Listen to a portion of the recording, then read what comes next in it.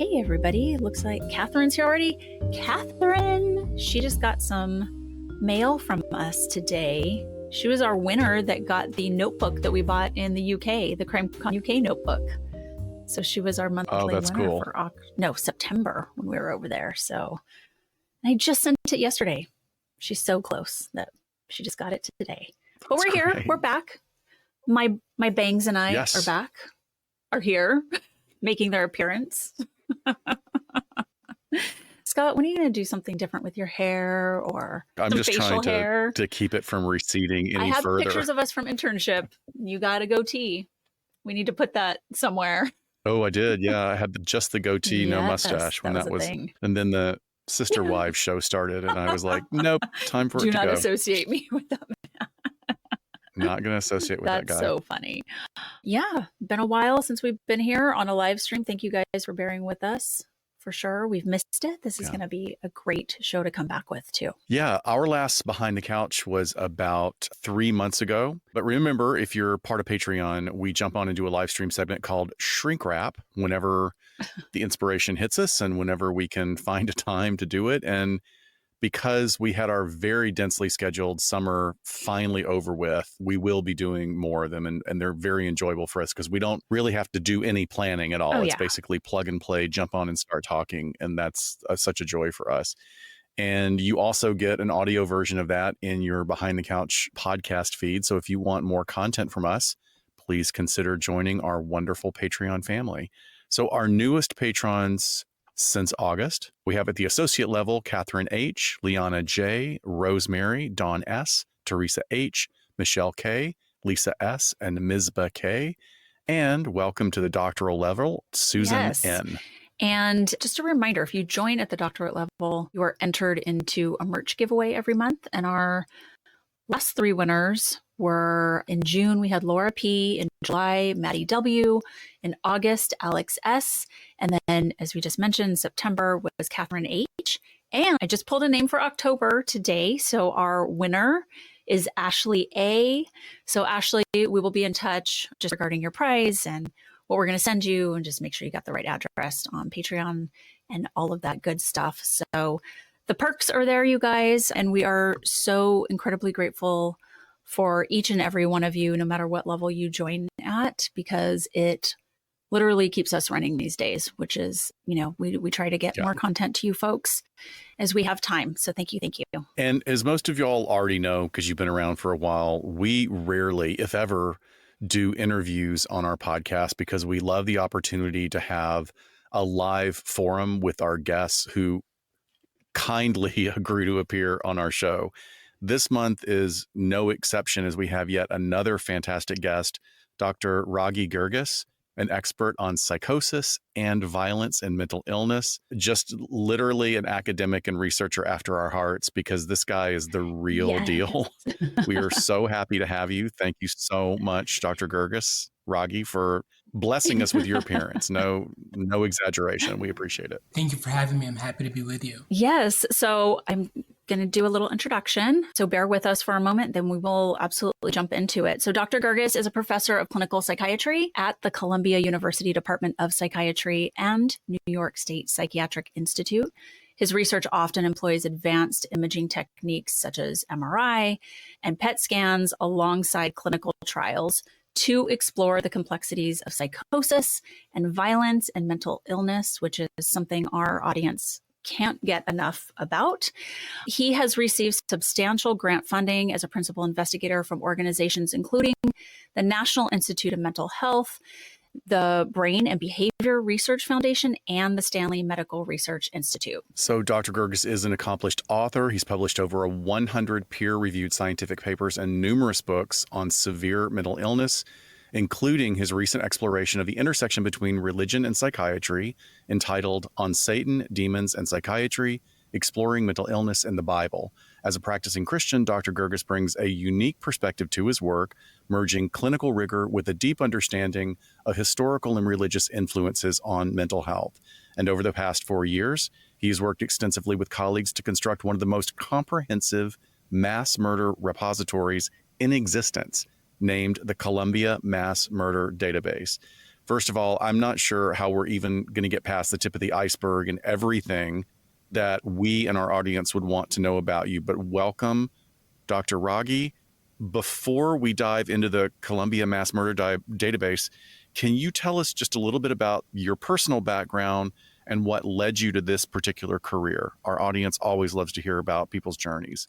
Well, thank you again, Dr. Scott and Dr. Shiloh, for having me. I went to medical school knowing nothing about medicine. No one in my family had been a medical doctor. I found psychiatry through a summer research internship that I did, and I knew right away that I wanted to focus on schizophrenia. So fast forward to finishing residency at Columbia and then fellowship, I pursued research, and my area of research is schizophrenia, like you mentioned, primarily dealing with pathophysiology and development of medications and those sorts of things. Around 2019, a colleague of mine, Dr. Gary Ricardo, and I really wanted to, as definitively as possible, answer the question of how mental illness and mass shootings are related. So we put together this database, and we tried to bring as much of an evidence-based, rigorous research design to this question. Thank you so much for sharing about that. I think there are those of us in the mental health field where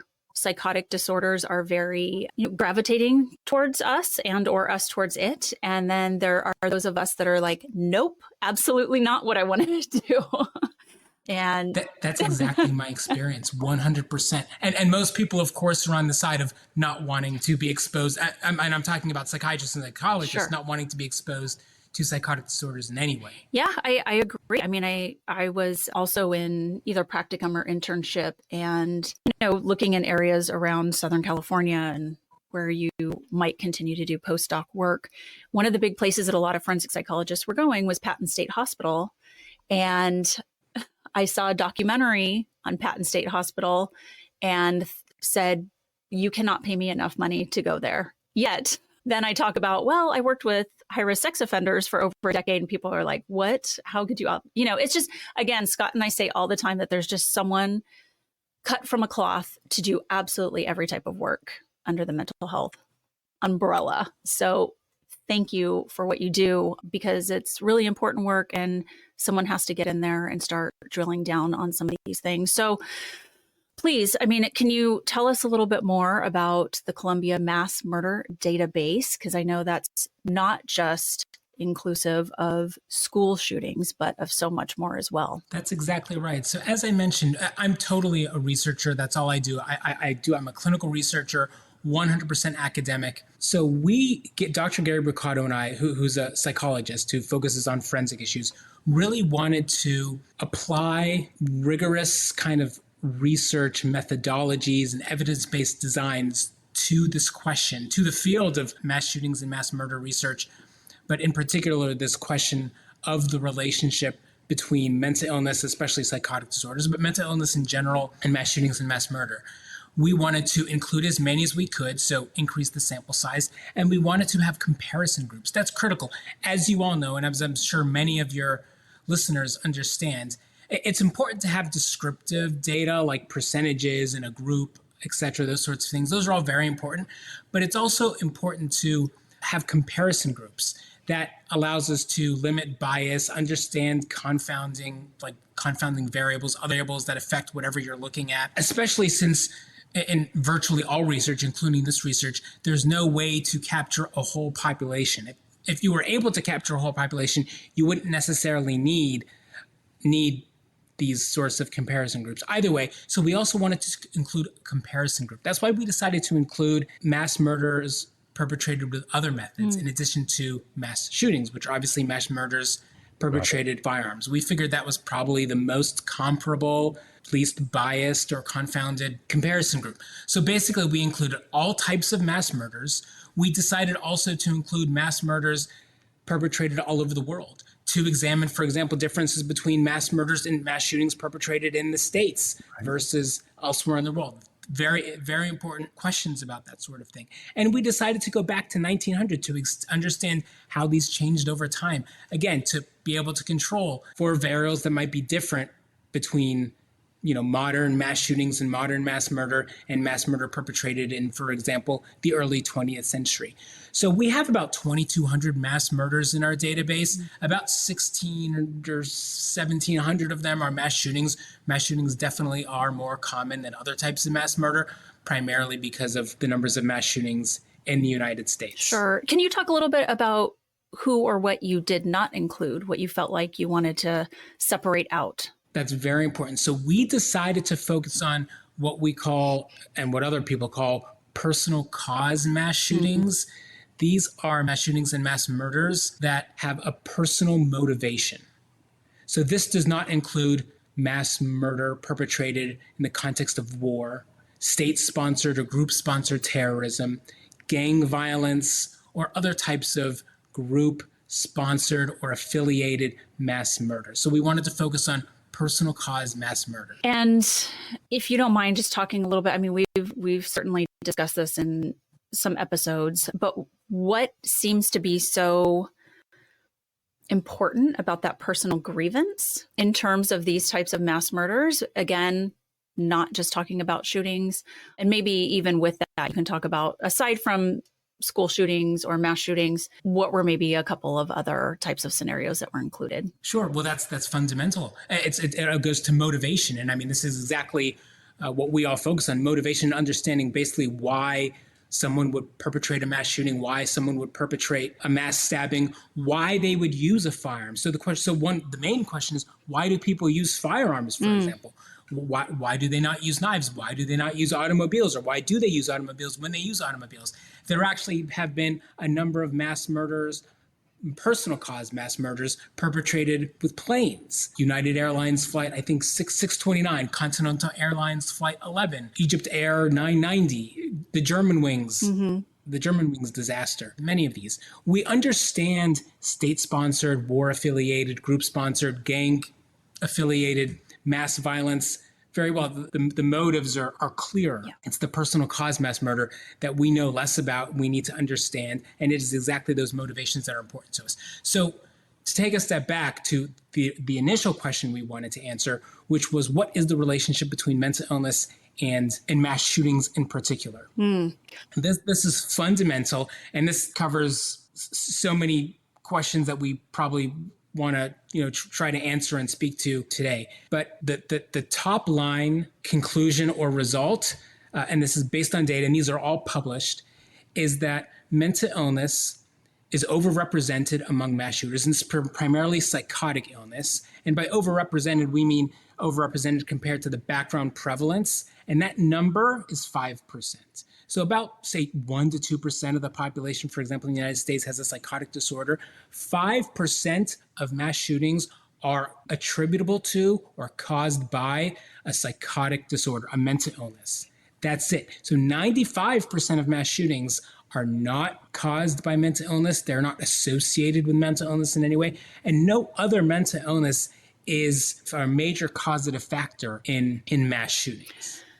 That's the top line kind of result or conclusion. We can certainly go more into the data to explain how we came to that, because we came at that conclusion in many different ways. So the data are actually, and the results and the analysis are all very consistent, but that's the top line kind of conclusion. Well, I think off the bat, it is so important to just have a study done like this to set the baseline. And when you said with using some comparison groups, so we can have it to then dive into some of these other areas to ask why, or isn't that interesting, or just build on it in the future. And I know from what you just said in terms of talking about that 5%, people watching this are probably going, okay, wait, what? Because, yes. Do we focus on the guns, or do we focus on mental illness, or do we focus on something else?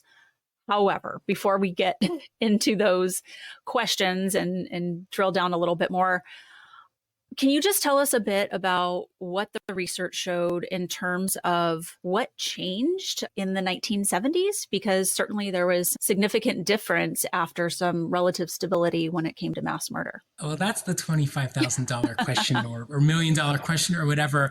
We can speculate. I mean, we can speculate with a fair amount of certainty. I think what you're getting at is that the prevalence per capita, so accounting for population growth and population in general, of mass shootings and all types of mass murder was just very stable before 1970, just very stable. It just did not change. It was incredible. And then starting around 1970, 1980, around that time, the rate has been increasing fourfold shootings, twofold for the other types of mass murder. So the question is why is this the case? So first, to explain how mental illness is affected, or the association between mental illness and mass shootings is affected, what we have published and what is the case is that the percentage or prevalence of mental illness among mass shooters, and actually among all types of mass murders, but among mass shooters, has over the same time period actually decreased. So this is just kind of more evidence suggesting that the problem is not mental illness, and especially psychotic disorders. It is something else. So it's not mental illness, because people might think it had to do with deinstitutionalization and so forth. It's actually the opposite. The proportion of mass shooters and other types of mass murders with mental illness has gone down since that time. So what else is going on? There are a number of potential causes of mass shootings and mass murder, and we would need to understand what among those is different between the early parts of the 20th century and the later parts of the 20th century and now. One of those is certainly gun availability. If we're talking about mass shootings, especially gun availability, there's no doubt. There are many other causes, and certainly if we look at the causes of mass shootings as a pie chart, for example, mental illness, again, accounts for about 5% of that. And then firearm access and availability and production accounts for a much larger part of the pie. And then there are other pieces of the pie also. But one factor is gun availability. Sure. And this is very important. And again, there are other factors, but the data are very clear, not just related to mass shootings, but related to all types of gun violence. There is a very strong correlation between gun production and gun violence. It's very strong. It's impossible to ignore. And that's number one. Number two, there is an extremely strong relationship between, and this is an inverse relationship, between the strength of firearm laws and mass shootings. And again, this is per capita, of course. This is all considering populations and population differences in growth and those sorts of things. Number three is that the prevalence or occurrence of suicide among mass shootings has also increased very substantially since that time. Now, this is important because at least 50%, or especially now it's more than 50% of mass shooters, especially, also to some degree the other types of mass murders, mass shooters in particular, don't just die at the time of the event, but actually take their own life at the time of the event, either themselves or through the so-called suicide by cop method. And again, we've also published this. This is not incidental or coincidental. This is planned. Right. So there's indication from before the events that these people went into the events wanting to die. That's been proven, that's shown, we've published that, so that's clear. And as you all know, the relationship between gun production, gun availability, etc., and suicide is so strong. So it's really hard to ignore the relationship between mass shootings and gun availability. And that obviously speaks directly to prevention. But other things have happened. So that's what we would refer to as a more proximal causative factor or motivation, or then obviously possible preventive factor. We can go more upstream. There are other factors. So mental illness and mass shootings and mass murder associated with mental illness is actually it's its own category of mass shootings and mass murder. So if we're talking about other types of mass shootings, we can go further. So for example, there are potential interventions such as limiting the amount that we, meaning society, maybe especially media, share private information or identifying information about mass shooters. And in this case, we're particularly talking about the public mass shooters. There's I guess we'll call it a psychological profile of a public mass shooter in particular. And these are the mass shooters of which most people are most familiar: the Sandy Hook mass shooter, the Washington Navy Yard mass shooter, those sorts of mass shooters. Those are what we refer to as public mass shootings, which are actually the third most common type of mass shooting. Familicide mass shootings are the most common type. Those are private mass shootings, which probably have different than motivating factors and maybe preventive strategies. The second most common type are the felonious mass shootings, those perpetrated as part of some sort of crime or felony. And then we have the public mass shootings, which account for about 15% percent of mass shootings. Either way, one strategy for decreasing public mass shootings is to negate or minimize the third component of the profile. So I'll go backwards, but the third component of the profile is the severe market desire for notoriety or fame. That is why these mass shootings are perpetrated in public rather than private. It's this severe desire for infamy or fame and notoriety. That's number 3. Number 2, again, going backwards, is the severe nihilism or emptiness experienced by these people. This is almost universal.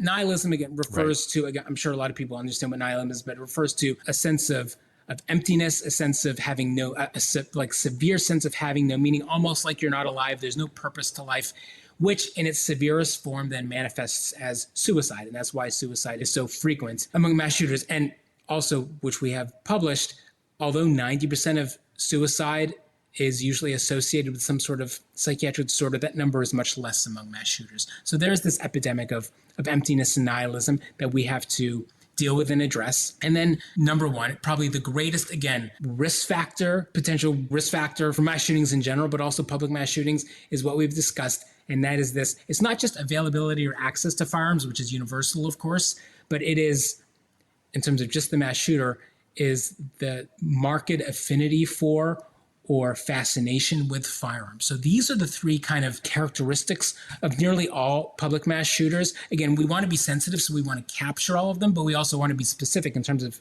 statistical terms when we describe this profile. So you're blowing my mind, because Dr. Shiloh and I, our work overlaps in our connection to law enforcement, and we get sort of the same trainings, but Shiloh gets a whole set of training taking her in this direction. I go towards threat assessment in a slightly different direction, but I love what you're talking about, because I've never heard it phrased this way, about especially those categorizations you use. And I'm wondering if that sense of emptiness also has like a Venn diagram overlap with empty vessel.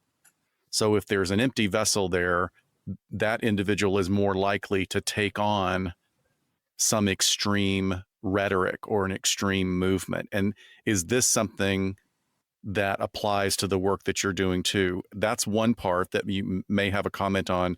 But the other thing is, what is the fascination with weapons? Is that our culture? Is our culture teaching these people that are vulnerable and in a search for meaning, that we're teaching them that this is the magical sword that gives you power? And if we were to sort of do a metaphor, do you have any comment on that? You're 100% right. I definitely have a comment on it. And you're exactly right. And this gets to prevention and what maybe changed in the 1970s. So first about emptiness and maybe, kind of what motivates people, and then the first part of the question also. So basically, and the fascination with guns, they're somewhat related, I think. But this goes to kind of motivation and how we would prevent these sorts of things. So speaking to then, if we're understanding this in the context of how to then prevent a mass shooting, especially a public mass shooting, this fascination with weapons, a slightly more kind of then, distal strategy of prevention, specifically addressing, the fascination with guns, is, of course, the effect of media on people. It's the fascination with guns. It's the romanticization of guns and gun violence. So guns and gun violence are romanticized by the media, and we're talking primarily about the entertainment media. So movies, music, video games, television. There's this romanticization of guns and gun violence that definitely affects people and encourages people and stokes the fascination for an affinity with weapons. There's no doubt about that. So it can be addressed. That can be addressed relatively easily by the entertainment media. I'm not sure they'll do that, but that could be addressed. So then speaking to, this emptiness, which then I think also leads to why people would be so taken with firearms and the romanticization of gun violence and whatnot. That gets more to kind of maybe what changed in the 70s and 80s. And I think media, again, has something to do with that. We describe a number of things, lots of things changed, but I think that the influences, and this is going even more kind of distal or closer in this case to maybe the fundamental issue or the kind of root causes of these sorts of things, and the emptiness that you described. Earlier, maybe in the 20th century, the primary influences on young people were, their teachers, parents, maybe clergy, those sorts of things. That changed in the 70s and 80s. And obviously we had media, we had television and movies, and those were very important. But for example, music television didn't begin really until the 80s. People couldn't rent movies until, the 80s. And then of course we had computers, and then of course social media, and now everything is now, unfortunately, in terms of gun violence and mass shootings, just growing exponentially.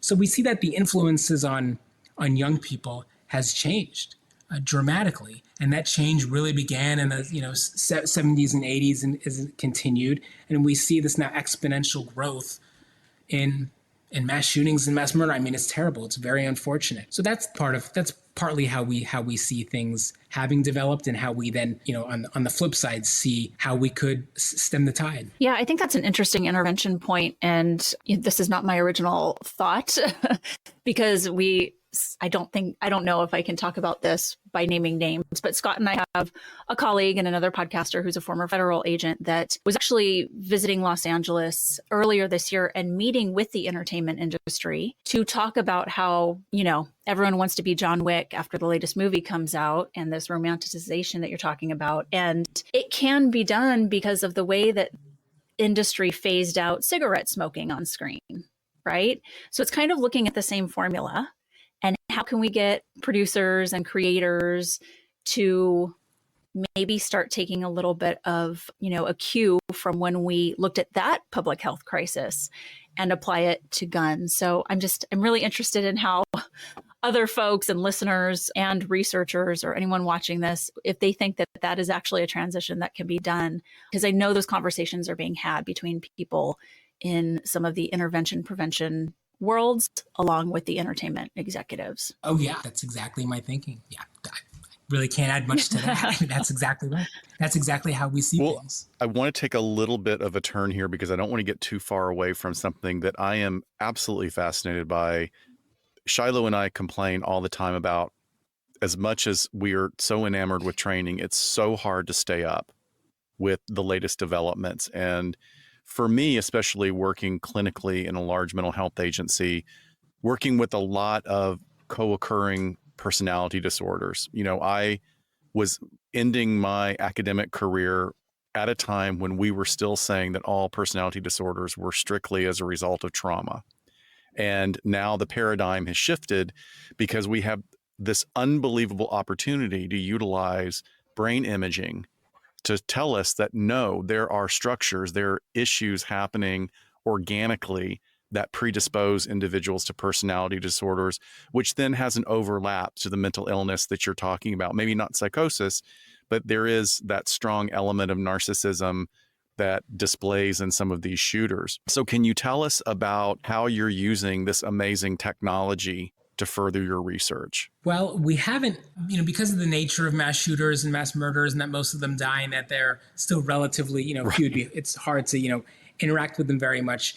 We have been unable to, for example, image them, which is how I would, normally study people. We use MRI and primarily positron emission tomography to understand people. But we do better understand the neurobiology of violence in general. And we can understand maybe, mental illness or violence in general, even among, mass murderers and mass shooters on the general violent literature. There are brain abnormalities in people who perpetrate violence, primarily in the, I don't want to get too technical, but, these are limbic areas. And these are the areas in which we see many abnormalities in all sorts of people with psychiatric conditions and other sorts of behavioral conditions, just because, that's what the limbic system does. It's involved in emotion and behavior and these sorts of things. So obviously you'd find issues there in the amygdala and the striatum and in those sorts of places. Chances are we'd see the same things in people who have, perpetrated mass murders of any type. What I can say, though, is that maybe the contribution of our work, imaging and otherwise, and the other phenomenological work that we do in violence in general, and especially in mental illness, can be applied to mass murder and understanding mass murder and shootings. And another way, going back to the question of mental illness, and I definitely want to get to the radicalization, the emptiness question, and then how I'm going to talk about radicalization, because that's extremely important. That's fundamental and probably, contributes to about, or is responsible for about 6% of mass murders. One contribution from the general violence, and especially violence and mental illness literature, that really just confirms what we've already shared about the relationship between mental illness and mass shootings and mass murder in general, is this. So first, I'll say that one other kind of result that we observed or found when we analyzed our data is that while only about 5% of mass shootings are related to a psychotic mental illness in particular, again, psychotic mental illness being overrepresented among mass shooters, but still only being responsible for 5% of mass shootings, that number is very different if we talk about mass murders perpetrated with other methods. That's extremely important. So if we talk about mass stabbings and any other type of mass murder, we're much more likely to see someone who is psychotic. Now, the primary reason for that, well, there are two primary reasons. One goes to the question of why someone chooses to use a firearm versus something else. There are really two main reasons why someone chooses a firearm versus something else. Number one is for this infamy and fame. They're going to receive a lot more media coverage and attention if they use a firearm. That's just the case. That's what happens. Number two is because they want to take their life. And when people want to take their life, they're much more likely to use a firearm than anything else. So that's very clear. So people with psychotic disorders who perpetrate a mass murder usually don't want to take their own life, and they're certainly not interested in fame. That is not the motive in any way. If someone truly has a psychotic disorder, it's not about fame. It's, again, these people are very often paranoid. They definitely don't want media exposure. They don't want anyone to know what they're doing, as opposed to the mass shooter who generally wants people to know what they're doing. They want the infamy, and that's the purpose. So the other thing that we have to understand about the other types of mass murder is that women rarely perpetrate mass shootings of any sort, but they rarely do, and they're not interested in using firearms. They're just not. However, the other category of mass murder is much more populated with females. So if a female perpetrates a mass murder, they're much more likely to use another method. There are a number of reasons for that, but that's also associated with and consistent with that the women are much more likely to be psychotic than men, even among the group of people who perpetrate mass murder with other methods. So this is consistent and can be understood through the general violence and mental illness literature. It turns out that the effect of mental illness on women is different than the effect of mental illness on men. So men at baseline are already very violent. That's because of hormones and biology and a whole bunch of sorts of things. So it's just so men are just so violent in general, especially younger men, that mental illness has very little additional effect on violence perpetration in men. A little, but not very much. And the mechanism by which mental illness, especially severe mental illness, serious mental illness, increases the risk of violence is by impairing impulse. That's common to psychiatric conditions that increase the risk of violence. Is common to substance use. Young men are impulsive in general, so mental illness doesn't have too much more of an effect. Young women are not as impulsive as young men. So what we see is that the effect of mental illness on young women in terms of violence perpetration is huge, huge.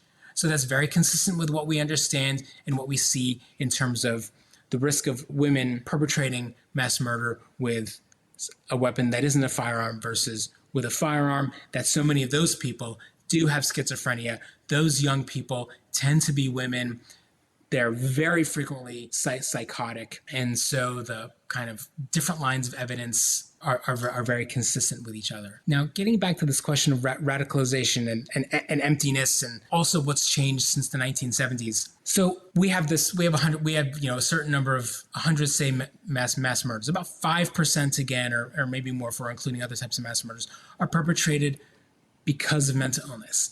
The other critical factor that we have to understand, and really speaks to or gets at the question of really the forensic questions in mass murder, is the question of psychopathy. So psychopathy, as I'm sure all the listeners know, and as you all obviously know, it's a technical term. That's a diagnosis. We have a way of diagnosing it.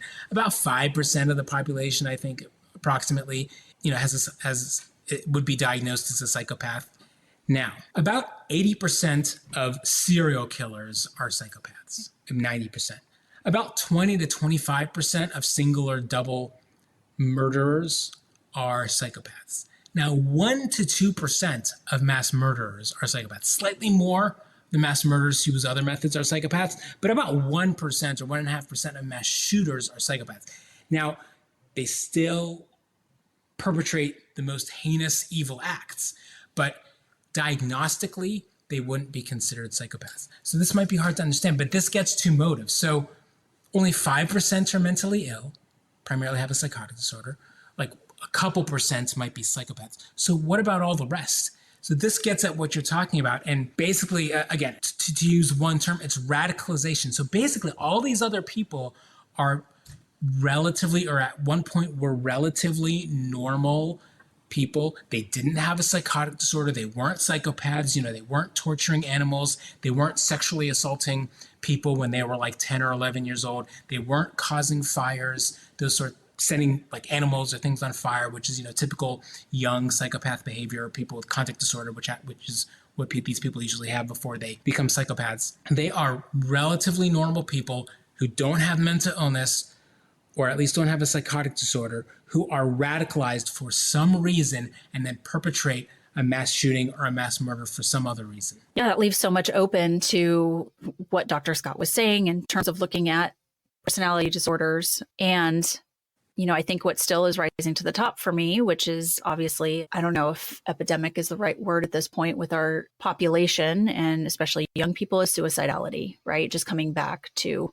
that issue, which I know we're not technically talking about that being mental illness in terms of like what your study has shown and looking at psychotic disorders, but it does leave the door open for so much more for us to say, okay, it's not this stuff. It's not the two biggies, psychotic or psychopathy.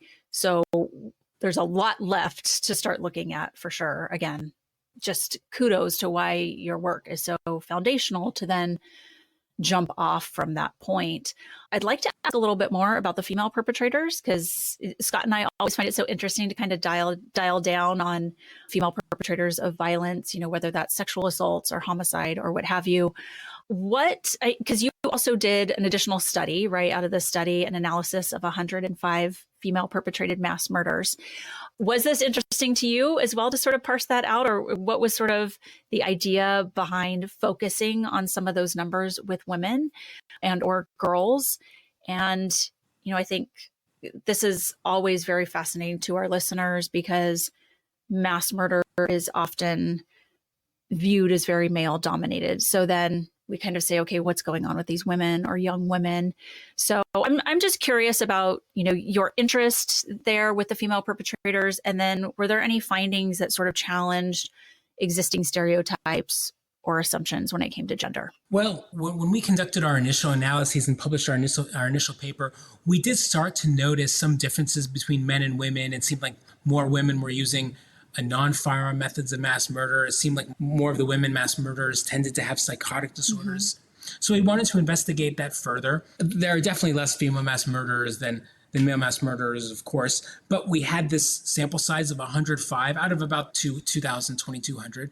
But we had this sample of 105, which is enough for a study. And we found maybe what people would expect, maybe not what they would expect. But again, so female perpetrators of mass murder tend to use other weapons. So they're not interested in using firearms. Again, that gets to motive. They're very likely to have schizophrenia. And not just have schizophrenia, but for schizophrenia really to be the cause. So these are people who are experiencing delusions and or hallucinations, responding to those delusions and hallucinations. And most of the time, I think the number was like 80% or 75 or 80% taking the lives of their children. Okay, that was going to be my question, because this totally tracks with Dr. Philip Resnick's work in looking at the different typologies, if you will, of kind of familicide. Yeah. So did you see any difference in male versus female population regarding the intersection or influence of substance use? I mean, that's something that certainly has really increased since the 70s, when meth made its way basically east from Hawaii, where it was so prevalent there, and then became distributed across the U.S., first in a recreational sense, and then really causing behavioral changes in the most vulnerable of our population. Can you comment on that? Absolutely. So substance use is another part of the pie. It's not the biggest, but it's definitely part of the pie. Men mass murderers tend to have difficulties with substance use more than female mass murderers. Again, psychosis, schizophrenia just really dominates among female mass murderers.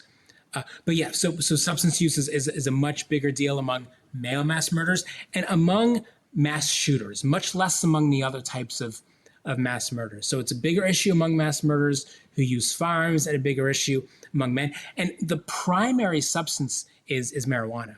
You know, we see people who are affected by methamphetamine, of course, and you know, ketamine and other drugs like those. But the primary substance affiliated with mass shootings is marijuana. The relationship, the association between marijuana and mass shootings has increased over time. So that's certainly another thing, you know, with the legalization of marijuana. So for example, the prevalence of marijuana use among mass shooters has increased.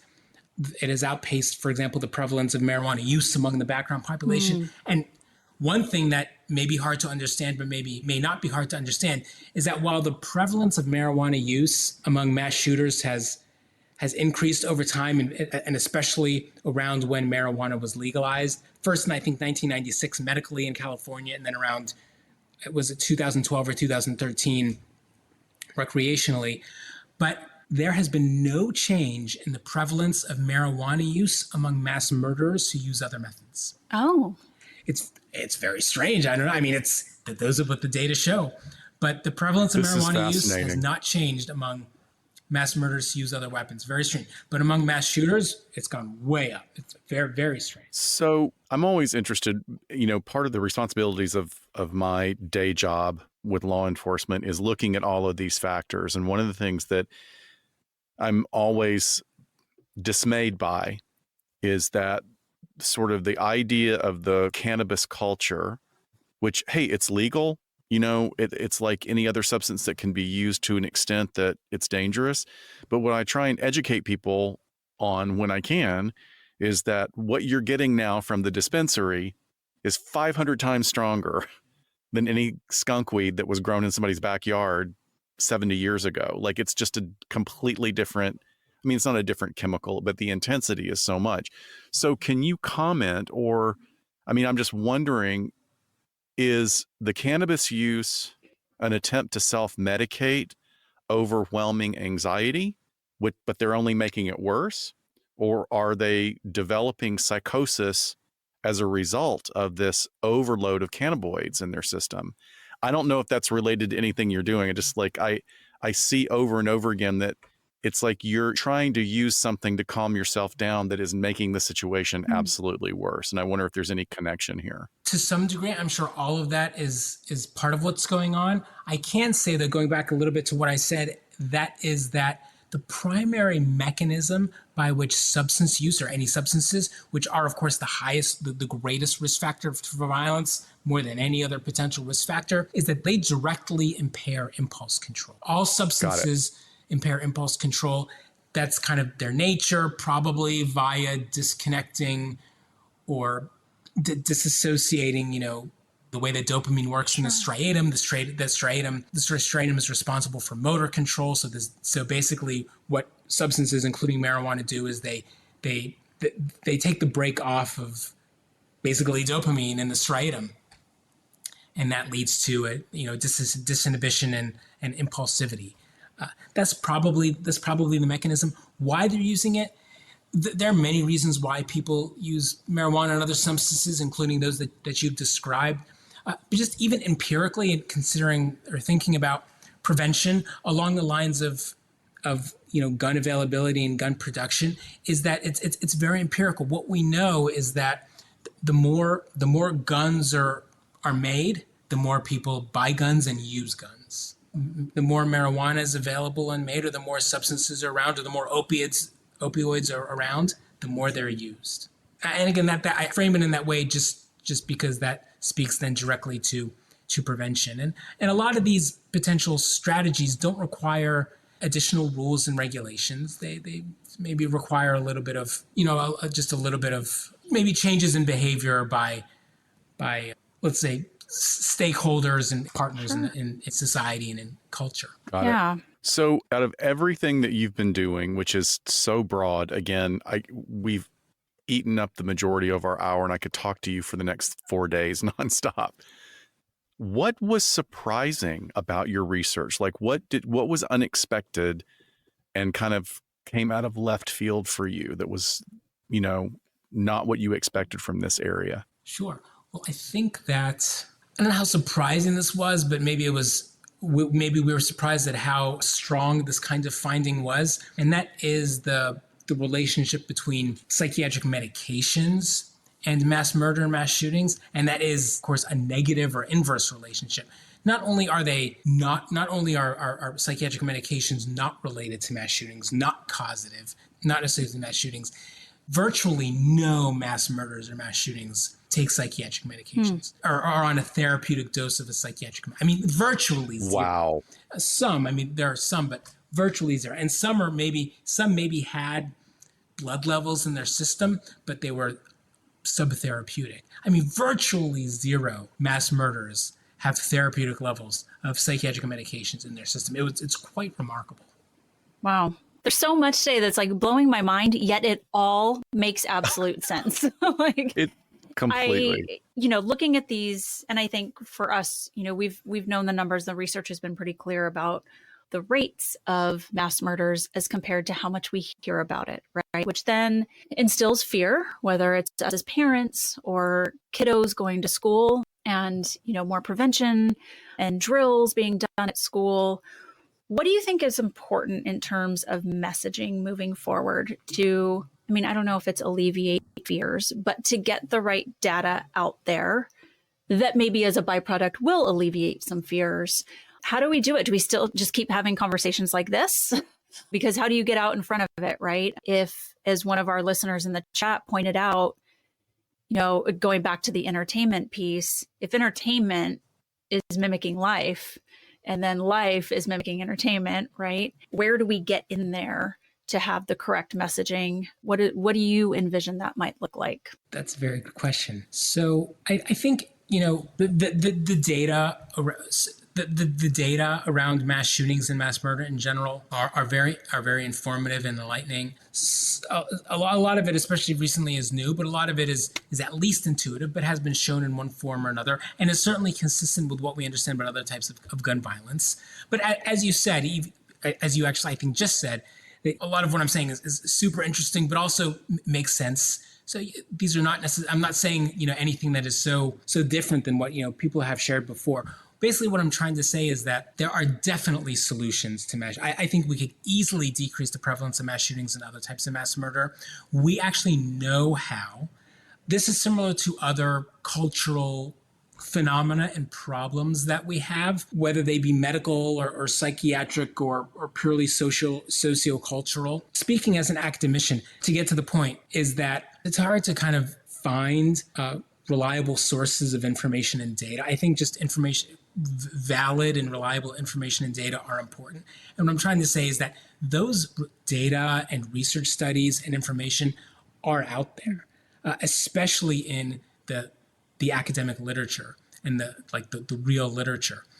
Unfortunately, there's misinformation and there's a lot of just bad information out there. I think with a little bit of kind of searching and diligence, one should feel comfortable and confident when knowing that the information is out there, being able to find it. Because by and large, researchers in the academic community have actually identified and at least proven potential efficacy of these relatively facile and easy interventions. Yeah, it's a tough, maybe that's even the tougher problem, is figuring out, how do we get the right information out to folks that can digest it, at least to try and compete with just the news and the 24-hour news cycle of all the horrible things we see, to start understanding it rather than just being fearful of it. Do you happen to be a member of ATAP, the Threat Assessment Professionals? We got to get you to come speak at their conference, by the way. You would be perfect for it. But, ATAP has done some wonderful things, and in some, not just law enforcement, mental health, and researchers they've worked with, but letting in some journalists who really understand, and, whether it's getting information out via books and trying to, find other ways when, maybe nobody's going to watch a YouTube show about it. But yeah, I feel like that's really important piece, because there are a lot of people living in fear, and I don't want to say it's unnecessary, because I'm definitely a planner. I'm definitely a prepper. I definitely have a lot of situational awareness, but we also need to be able to live in our, go on with our lives and live day in and day out, and not think that this is going to happen to us around every corner. So your database is... I like your answer better than my answer. No, I'm just kind of thinking off the top of my head here, but this is such an interesting conversation. In your database, is that ongoing? You guys are adding to it all the time? Is that how it's Sure. a living database, as we say?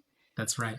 That's right. Very interesting. Scott, anything else before we wrap up? Yes. Our rapid fire questions these are going to be the hardest things you ever answer. This is a new segment. Here it is. This is new. We've only done it a couple of times, but to kind of shake off the seriousness. Let's do it. Favorite ice cream, favorite movie, least favorite activity. Sure. Chocolate ice cream. I don't eat as much ice cream anymore. Nowadays I'm relatively older. Chocolate ice cream, The Godfather. Oh, nice. And I run a lot, but I don't like it. You run a lot. Oh, running's the worst. Really? Running is the worst. Yeah, it's bad. I do it, but I don't like it. Yeah. I dread it. Yeah. For about 24 hours ahead of time. Yeah. Well, I love, it's a silly little exercise to throw these at you, but it's always interesting to me, the type of person that's able to just know exactly what the answers are. And of course, that goes along with your incredible ability to research and present. Thank you so much for giving of your time today. Like Shiloh was saying, you've blown our minds. You've made me even more interested now to go in different areas. I'm going to go back and dive into your papers, and we have to get you attached to ATAP. You are absolutely the type of presenter that they would love. So thank you for your time. And please, if we can entice you with some swag and a couple of gifts or something, please come back and let's have an expanded version of this conversation. Thank you. It was a pleasure to be with you all. I really appreciate it. I think the work that you all do is great. I'm sure your listeners very much appreciate. Thank you so much. Well, I'm sure they're going to be on Discord and our Discord channel and among our patrons. I can already tell there's a bunch of activity just about our broadcast today. So we'll have a lot more questions for you in the future. Yes, and everyone, I will put a link to Dr. Girgis's book in the YouTube notes. So please, if you want to check that out, sounds absolutely fascinating. And yes, thank you so much. And thank you to everyone who was here tonight and everyone who's going to watch this in the future at some point. Have a great Saturday evening, and we will see you next time. Bye, guys. Take care. Bye-bye.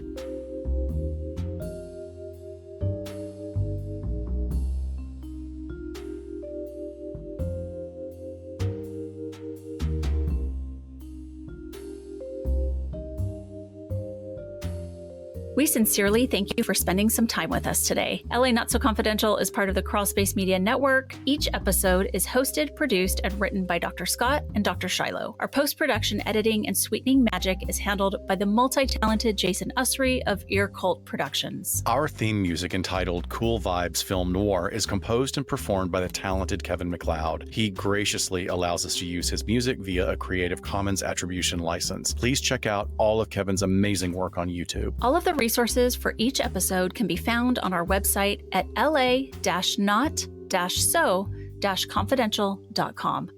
You can find us on Instagram at LA Not So Podcast, on X at LA Not So Pod, and on Facebook at LA Not So Confidential. Media inquiries and bookings are scheduled at alienistentertainment@gmail.com. Once a month, we go live on YouTube on Saturday afternoon. So pay attention to our social media announcements to join our interactive broadcast entitled Behind the Couch, where we interview guests on a number of psych, criminal justice, and true crime topics. And lastly, we'd be honored if you joined our Patreon at patreon.com/LA Not So Podcast. With a subscription, you get an ad-free listening experience, additional content, host interaction, and you'll be the first to know about upcoming live events, social gatherings, and super cool swag. Thanks for listening, and join us next time on LA Not So Confidential.